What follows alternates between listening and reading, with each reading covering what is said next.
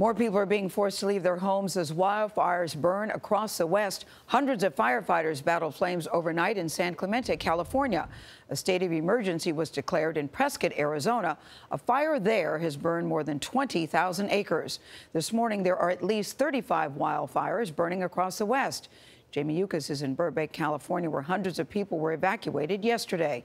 Jamie, good morning.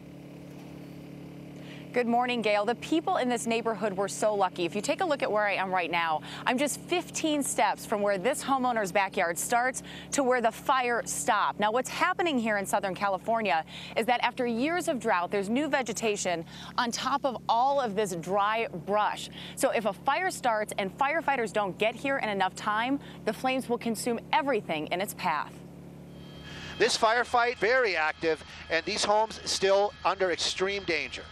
Intense flames and thick smoke surrounded million-dollar homes in Burbank, California Wednesday afternoon. The fire shot up the hills, igniting dry grass and burning brush. Those firefighters that are in those backyards, they're dealing with that heavy smoke and that wind being created from this fire. Firefighting helicopters flew close to the ground, dropping gallons of water in an attempt to corral the flames. Even though it had been a wet winter here in the Los Angeles area, they were in a drought for the last 5 years. So you have new vegetation because it was wet on top of dry vegetation. It started coming up the hill pretty quick. We're going to have to back up. Gavin Caruso's grandparents have lived in the Burbank Hills for 30 years. I ran back here and started fighting with a hose. How soon until the firefighters got here? The fire was actually about 10 feet down that way before they came up and told us to leave. Oh, God, it's coming fast. It has been a tough year for a hot and dry western U.S. that is prone to wildfires.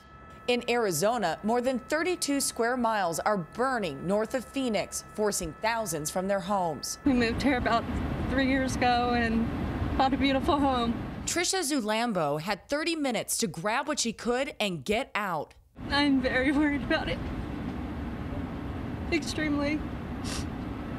I had to leave a lot of possessions behind.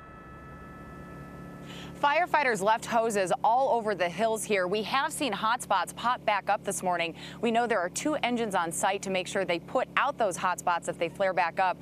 But the problem going into the weekend now is that winds are expected to get high. So some areas of Los Angeles are going from high fire danger to very high, David. Jamie, thank you.